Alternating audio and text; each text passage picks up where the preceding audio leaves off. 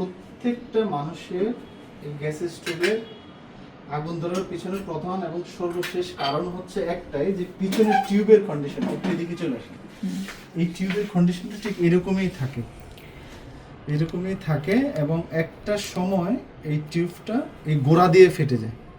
ফেটে গিয়ে এই আগুনটা এই গোড়া দিয়ে যে পাঞ্চ হয়ে থাকে পিছনে প্রেসার দিলে পরবর্তীতে গিয়ে সেটা এখান থেকে আগুনটা ওখানে লেগে যায়, লেগে একটা বড় ধরনের এক্সপ্লোশন হয়, বড় প্রবলেম ক্রিয়েট হয়।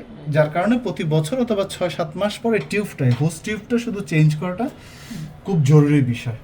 এই অল্প কিছু পেমেন্টের খরচ হয় বিধে আমরা করতেই থাকি একটা সময় গিয়ে সেটা অনেকের আছে যেটা 2-4-5 বছর এমনও আছে যে কেউ এই টিউব চেঞ্জ করে না, এই বার্নার চেঞ্জ করে না, যার কারণে গিয়ে প্রবলেমটা আরো বেশি হয়। এটা হচ্ছে মেইন কজ। আচ্ছা, এটার বার্নারটার ব্যাপারে একটু বলেন। এই বার্নারটা হচ্ছে এটা চারিপাশে ওই যে একটু ডাস্ট হয়ে এক পাশটা ভেঙে গেছে, এটা হচ্ছে অ্যাকচুয়ালি ইউজের কারণে হয়। তো এরকম হওয়ার আগে, এই বার্নারটা নষ্ট হওয়ার আগে এক ধরনের এলোভেলে ফ্লেম আসলে এই বার্নারটা চেঞ্জ করে নিতে হয়।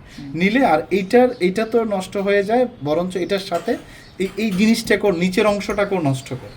তখন অনেক টাকা খরচ হয়, কাস্টমার তখন বলে যে ভাই এত টাকা খরচ করার দরকার কি আছে, আমাকে স্টোভটাই চেঞ্জ করে দেন।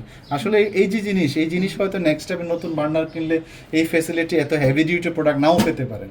পরবর্তীতে প্রতি বছর চুলা বদলান লাগে, 2 বছর পর বদলানো লাগে, 3 বছর পর বদলানো লাগে, ভালো একটা স্টোভ সে আর খুঁজে পায় না মার্কেটে যতবারই আসে। আচ্ছা, মেইনলি হচ্ছে এই যে ভাতের মাড়, দুধ, ডাল যেগুলি পরে প্রতিদিন নতুন বার্নারের ক্ষেত্রে প্রতিদিন এটাকে খুলে টুথব্রাশ দিয়ে পরিষ্কার করা। হ্যাঁ, যতবারই ডাস্ট পড়বে খুলে একটু ধুয়ে পরিষ্কার করে মুছে আবার বসাই দিলে এটা লংজিভিটিটা বাড়ে। কিন্তু আমি জানতে চাই যে আমি কি দেখে বুঝবো যে বার্নারটা নষ্ট এবং এই ফ্লেম এটা আমার সার্ভিসিং দরকার। এটা বোঝার একমাত্র কারণ হচ্ছে এখানে কতগুলো কাটা আছে, যে কাটাগুলি দাগগুলি দিয়ে ফ্লেমিং, এখান থেকে ফ্লেম বের হয়, কেমন এগুলো ব্লক হয়ে যায়, যেমন এগুলো ব্লক হয়ে গেছে, এখন থেকে ফ্লেমিং আসে না, এগুলি ছিদ্রগুলি ব্লক হয়ে গেছে। মানে একটার সাথে আগুনটা জ্বালিয়ে দেখাবেন, মানে সেফ কিনা, মানে আবার এই যে এগুলিতে কোনো ফ্লেম নাই, দেখেন এদিকে কোনো ফ্লেম নাই, ফ্লেম সব এই পাশে চলে আসছে, ফ্লেম এই পাশে চলে আসছে, আর নবটা দিলে মানে একদম উপরে উঠতে থাকে আগুনটা, মানে দাও দাও করে জ্বলতে থাকে, অনেক বেশি ফোর্স চলে আসে।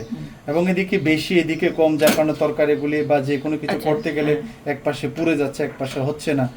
এটা হচ্ছে এইটার প্রবলেম। এটা যদি রিপ্লেস না করেন পরবর্তীতে দেখা যাবে নিচের অংশটাও ড্যামেজ হয়ে গেছে।